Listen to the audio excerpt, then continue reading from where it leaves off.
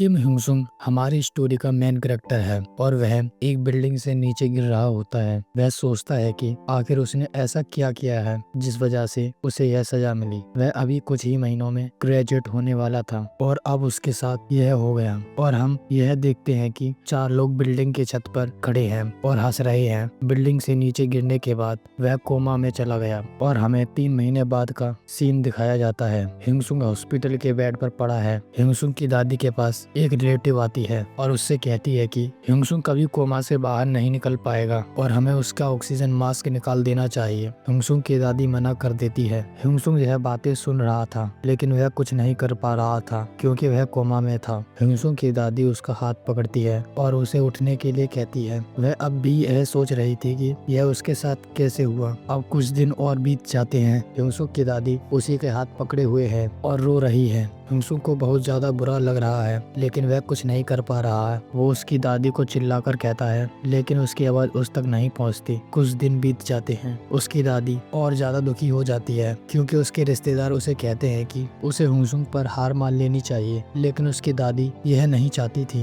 हिंग-सुंग को उसने बचपन से पाला था। जब उसके माँ बाप मर गए थे वो हिंग-सुंग को कहती है कि उसे कुछ इशारा दो कि वह जिंदा है। हिंग-सुंग अपनी पूरी ताकत लगाता है लेकिन वह अपनी बॉडी बिल्कुल भी नहीं हिला पाता। इसके बाद कई साल बीत जाते हैं और उसका भाई आता है उसे देखने के लिए और वह कहता है कि वह अब और सहन नहीं कर सकता। हिंग-सुंग के जाने के बाद वो लड़के अब उसके छोटे भाई को तंग करने लग गए हैं और वह कहता है कि उसकी दादी अब एक रेस्टोरेंट में काम करने लग गई है ताकि वह उसके हॉस्पिटल का बिल भर सके, लेकिन उसको चोट लग गई है और वह कहता है कि अब उसे क्या करना चाहिए और यह भी सोचता है कि अगर वह मर ही जाता तो उनके लिए कितना अच्छा होता और रोने लगता है और अपने भाई को उठने के लिए कहता है, लेकिन वह कोमा में था और कुछ नहीं कर पा रहा था, लेकिन वह उसकी बात सुन रहा था। और अब 3 साल बीत चुके हैं और उसका भाई भी उससे मिलने कई दिनों से नहीं आया। और इसके बाद कुछ नर्स बातें कर रही थी कि उसकी दादी अब इससे दोबारा मिलने कभी नहीं आएगी और अब वो टीवी का वॉल्यूम और भी ज्यादा बढ़ा सकती है। यह सुनकर हिंग-सुंग को गुस्सा तो आ रहा था लेकिन वो कुछ नहीं कर सकता था। इसके बाद हिंग-सुंग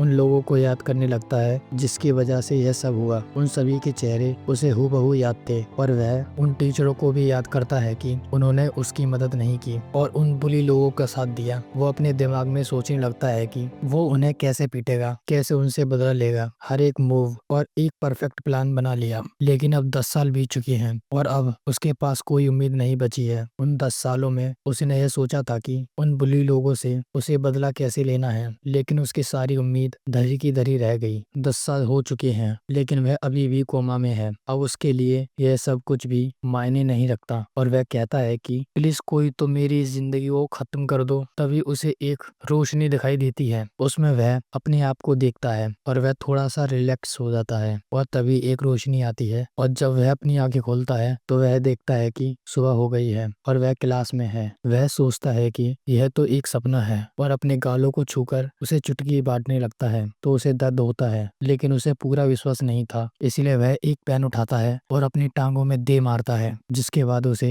एहसास होता है कि यह तो असलियत है। वह खुश हो ही रहा था तभी उसके पीछे से एक बुली की आवाज आती है और वह एक लड़के को बुरी तरह से मार रहा था और उस बुली को देखकर कैसे उसने और उसके दोस्तों ने मिलकर उसको कोमा में भेजा, जिसकी वजह से उसके छोटे भाई और उसकी दादी माँ को कितना कुछ सहना पड़ा। वह उसके पास जाता है और उसे रुकने को कहता है, लेकिन वह बुली उसी से कहता है चला जा, यहाँ से पिटना चाहता है क्या। वह अपनी बात पूरी कर ही नहीं पाता कि हिंग-सुंग ने उसके मुंह पे मुक्का दे मारा, क्योंकि 10 सालों से जब वह कोमा में था और सिर्फ बदला लेने के बारे में सोच रहा था और अब जब उसे वह मौका मिला तो उसे कैसे जाने देता। फिर हमें बताया जाता है कि जब वह कोमा में नहीं गया था उस दिन आखिर हुआ क्या था। यह बुली, उस बुली का नाम पार्क है और उसे एक गेम खेलना बहुत पसंद है, इसीलिए वह इस क्लास के टॉपर के पास गया। उसे लगा कि वह क्लास का टॉपर है तो यह गेम खेलने में भी अच्छा होगा और उसे वह गेम अपने अकाउंट से खिलाने लगा, जिसके बाद उस टॉपर को जबरदस्ती उसके लिए गेम खेलनी पड़ी और इसी वजह से उस क्लास का टॉपर धीरे धीरे नीचे गिरता गया और उसके मार्क्स भी बहुत कम आने लगे। और हिंग-सुंग ने यह पहली बार अपनी आंखों के सामने देखा और इसीलिए वह उसे रोकने के लिए गया, लेकिन उसका दोस्त ने उसे कहा कि ऐसा मत करो, इसका अंजाम बहुत बुरा हो सकता है। लेकिन उसकी बात को